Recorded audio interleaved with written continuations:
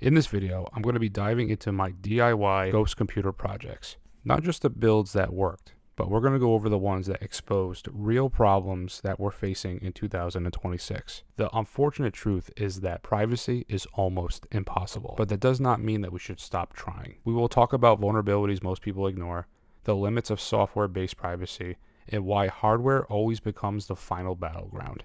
I will also be sharing ideas for future ghost projects and experimental builds that push this concept further. I want people to take these concepts, break them, improve them, and build something better. This video is about education, experimentation, and safety. And maybe today what you believe feels right. But when rules change, beliefs do not protect you anymore. Nothing announces the end of freedom. You just wake up one day without it. This video is for educational purposes only. I do not condone any illegal activity. Also, before we jump into the video, another quick disclaimer. I do not know everything. This is my third ghost computer video.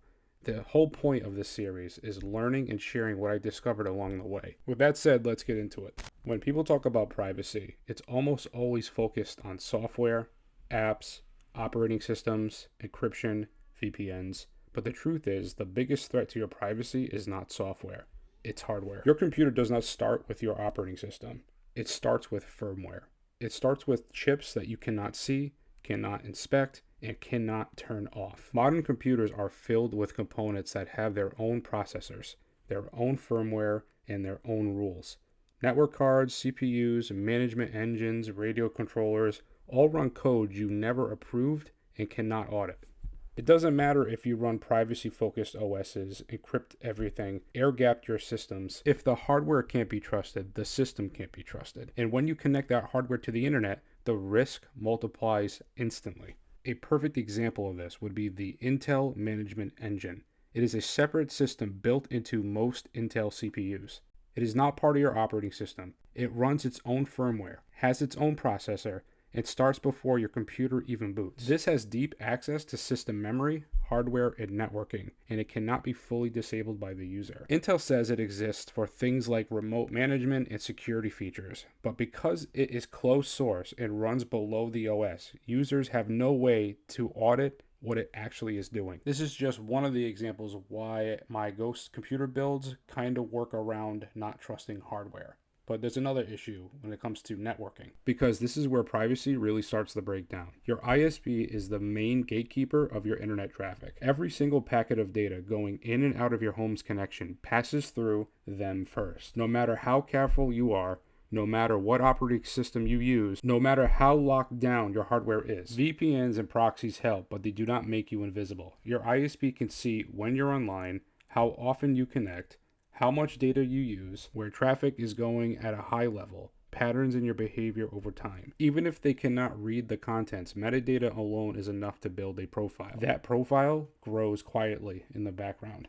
If you use Tor to access the dark web, your ISP may not see what you are doing there, but they absolutely know that you're using Tor. That alone can be logged, flagged, or correlated later. On top of that, the Tor network works by routing your traffic through multiple vendor-run nodes. You do not know who operates those nodes, where they are located, or what their motives are. The design reduces trust in any single party, but it does not remove risk entirely. The key takeaway is this: someone always controls the network that you're using, whether it's your ISP or someone else's connection. Once your traffic leaves your device, it is no longer under your control. That is why hardware and connectivity are the two biggest privacy problems. This is not about paranoia. It's about understanding where control actually exists. Even the way you buy a computer can compromise your privacy.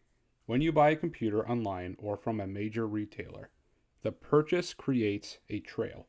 Your name, your payment method, shipping address, IP address, and the exact serial number of the machine are all logged. That serial number is permanently tied to the hardware. Before you even turn it on, the computer already has an identity linked to you. That is why people who care about privacy often look at third-party options instead. Yard sales, garage sales, flea markets, old office cleanouts, buying used parts and Frankensteining them together is a better option. Older machines that have changed hands multiple times are harder to tie back to one person.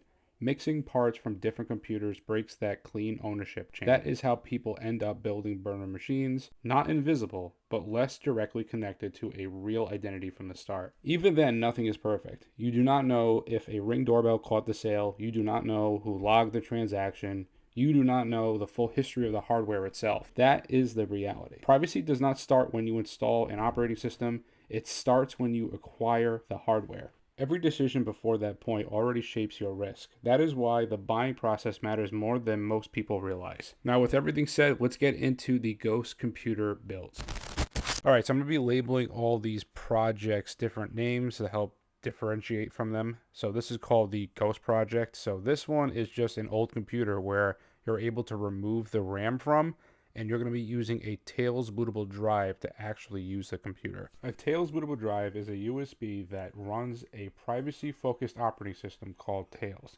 Instead of installing an OS on your computer, you plug in a USB flash drive and boot directly from it. When the computer starts, it loads Tails in the temporary memory, or otherwise known as the RAM, and it does not rely on the internal hard drive unless you explicitly allow it. Tails is designed to leave no trace behind. By default, it does not save files, history, or logs to the computer you are using. When it shuts down, everything in the memory is wiped. And a little disclaimer there, you have to make sure you fully shut it down properly for it to do that, so it can overwrite the memory. If you unplug it like I do in a lot of my videos, it doesn't write over that RAM. For anyone that remembers VHS tapes, it's like when you tape over a tape watching a football game or something, like that's what you're doing. Tails does not magically make you anonymous. It still runs on the same hardware and uses the same network connection and is subject to the same risks as the firmware and the ISP level. Tails is best thought as a containment tool. It reduces software-based risks, but it cannot fix hardware trust or network level exposure. Now, if you want to set up a Tails drive yourself, I have videos on my channel designated to showing you how to do that. It's a very simple process. I'll leave a link in the description for that. I've also used Tails for other projects. I've used it for the Ghost Drive video. That's something really cool that you can have a Ghost burner drive set up. I've also used Tails to break into a computer and also steal files. I'll leave that video in the description. And I find Tails to be the best way to access the dark web without having to change your normal computer stuff. So you don't have to worry about adding stuff to your computer. If you just plug in Tails, you have access to the dark web and also Onion Share, which is a really nice tool to have. And once you're done doing what you need to do, you unplug the drive and your computer goes back to normal. When it comes to hardware, the best hardware you can get is used hardware for this. I don't recommend buying anything new, but if you have to buy something new, try to buy something with removable RAM, because Tails is also susceptible to cold boot attacks. And the idea is to destroy the RAM every time you use a computer and install new RAM.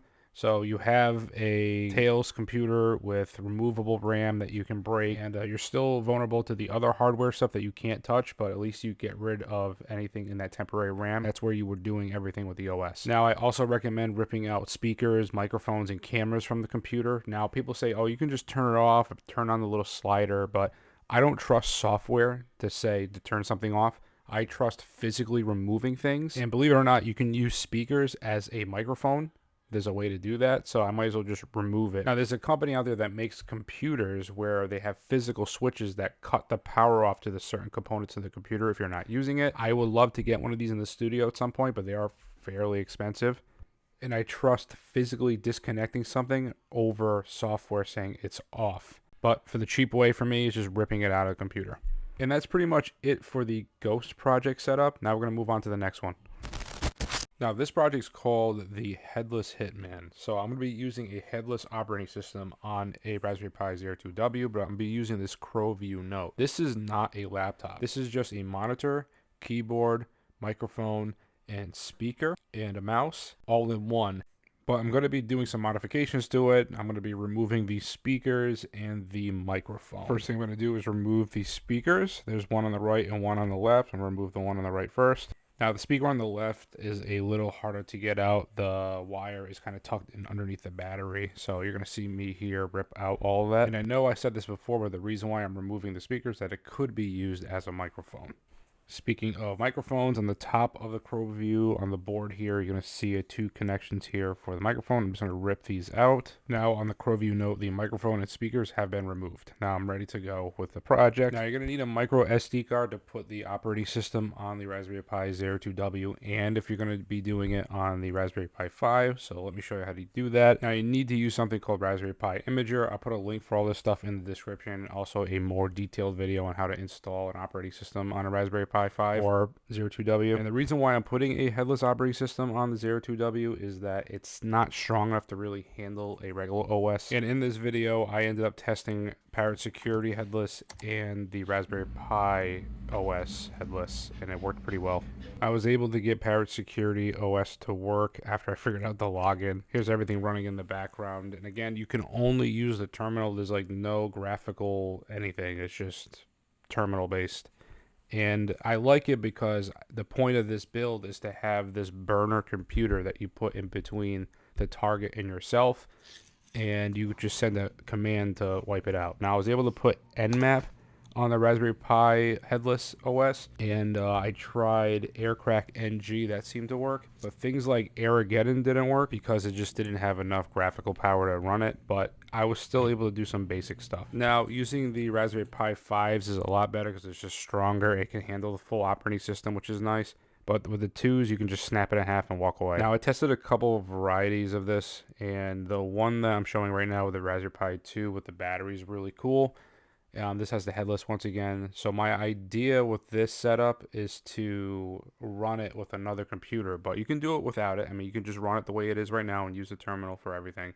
But I want to have a secondary computer where I send commands to that device and have that device do all the work in the reconnaissance or pen testing, and then send the kill code to wipe everything on the device. But if you're newer and you want a more GUI based setup, I recommend the Raspberry Pi 5.